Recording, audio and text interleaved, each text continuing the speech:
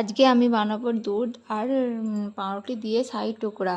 আসসালামু আলাইকুম এভরিওয়ান, তোমরা সব কেমন আছো? আশা করি ভালো আছো, আমিও ভালো আছি। দেখো আমি শাহী টুকরা বানাবার জন্য হাফ কেজি দুধ নিয়ে নিয়েছি। দুধটাকে নিয়ে আমি হালকা আঁচে একটু জাল করে নিচ্ছি। এদিকে জাল হতে থাক, ওইদিকে আমি পাউরুটিগুলোকে কেটে নিই। দেখো পাউরুটিগুলো কাটার জন্য পাউরুটি নিয়ে নিয়েছি। মিল্ক ব্রেড থেকে না আমি পাউরুটি নিয়ে নিয়েছি। এখান থেকে না আমি 5 পিস পাউরুটি নিয়ে নেবো। শাহী টুকরা বানাবার জন্য খেতে ইচ্ছা করলে যেরকম কম উপকরণ দিয়ে ঘরোয়া পদ্ধতিতে তোমরা করে খেতে পারো। যার যেটা, আমার তো একটু মিষ্টি খেতে ইচ্ছা করলে আমি এরকম টাইপেরই ডেজার্ট বানিয়ে খেয়ে নিই। দেখো এখানে আমি 5 পিস পাউরুটি নিয়ে নিয়েছি। এই পাউরুটিগুলোকে আমি এবার পিস পিস করে কেটে নেবো। তার আগে আমি ধারগুলোকে ভালো করে কেটে সাদা ভাবটা বার করে নেবো, কারণ ধারগুলো ব্রাউন মানে একটু কড়া টাইপের না, তেল তেতো লাগবে, সেই জন্য আমি এইগুলোকে কেটে বাদ দিয়ে দিচ্ছি। দেখো এগুলোকে আমি কেটে নিচ্ছি। কেটে নেওয়ার পরে আমি 2 টুকরো করে নেবো। 2 টুকরো করে ব্রাউনগুলোকে বাদ দিয়ে দেবো। দিয়ে আমি কোণ থেকে কোণ টাইপের একটু যে যেরকম ডিজাইন টাইপের কাটতে পারে সেরকম আমি দেখো এরকম করে সবগুলোকে আস্তে আস্তে কেটে নিচ্ছি।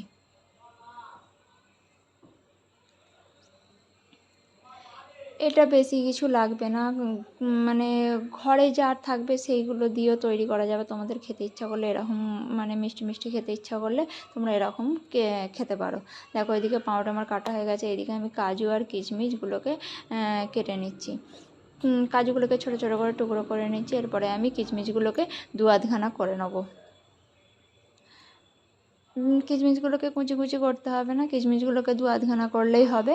সেই জন্য আমি কিশমিশগুলোকে 2-8 করে নিয়েছি। দেখো এদিকে আমার কাজু কিশমিশ মোটামুটি কাটা হয়ে গেছে। এদিকে দুধটাও মানে জাল দেওয়ার পরে কমিয়ে অল্প হয়ে গেছে। এতে আমি দিয়ে দেবো এবার কাজু আর কিশমিশ। কাজু কিশমিশ দিয়ে ভালো করে নাড়িয়ে নেওয়ার পরে এতে আমি দিয়ে দেবো কনডেন্স মিল্ক। তোমরা চিনিও দিতে পারো, বাট আমি দেবো কনডেন্স মিল্ক। মানে বেশি তোমরা যদি কনডেন্স মিল্ক দেওয়ার পরে চিনিও দিতে পারো, তো যে যেরকম মিষ্টি খেতে পারে। আমি চিনিটা দেবো না, চিনিটা স্কিপ করে যাবো, আমি কনডেন্স মিল্কটাই দেবো। দেখো হয়ে গেছে। কনডেন্স মিল্কটা দিয়ে আমি ভালো করে ফাটিয়ে নিয়েছি। ফাটিয়ে নেওয়ার পরে এতে আমি দিয়ে দিলাম গুঁড়ো দুধ। গুঁড়ো দুধ দিয়ে ভালো করে এবার জাল করে নেবো, যাতে গাঢ় ভাবটা। ওইদিকে জালটা হতে থাকে, এদিকে আমি পাউরুটিগুলোকে শিরায় ভেজাবার জন্য শিরার পানিটা তৈরি করি। দেখো এখানে পরিমাণ মতো আমি চিনি নিয়ে নিয়েছি। বেশি, আমি তো বেশি ফুটিয়ে গাঢ় করব না, হালকাভাবে চিনিটা যতক্ষণ গলে যায় সেই জন্য আমি পরিমাণ মতন চিনি নিয়েছি। ওতে 2 ছোটো এলাচ দিয়ে দিয়েছি। এবার পরিমাণ অল্প পানি দিয়ে দেবো। পানি দিয়ে দেখো পানি দিয়ে দিয়েছি, দিয়ে এটাকে আমি গ্যাসে বসিয়ে দেবো।